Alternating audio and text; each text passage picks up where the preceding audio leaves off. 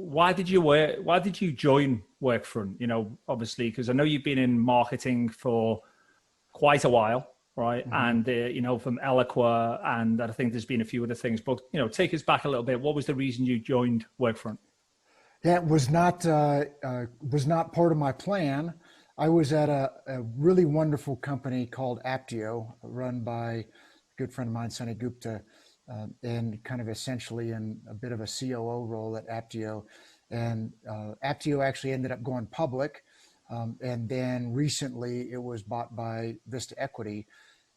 But about 90 days before Aptio went public, a company called Workfront came and said, "Hey, would you be interested in considering being the CEO of Workfront?"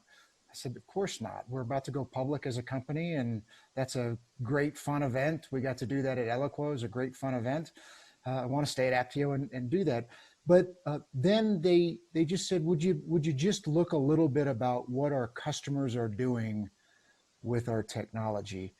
And Lee, I'm kind of fortunate because I've been able to see almost every major system of record come into an enterprise. I was at IBM when SAP came around, you know, and then you saw the Salesforce boom.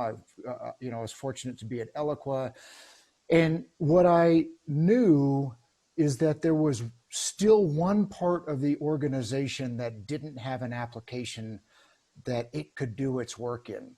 Right? If you look at the way we look at the world, is there's 400 million knowledge workers in companies with over 1,000 employees, and 180 million of them have a job that has an application built for them. They're in sales, they can use Salesforce. They're in human resources, they can use Workday. They're in accounting, they can use NetSuite. There's 220 million people that don't have an application to manage the work that they need to do, and that's what Workfront could do.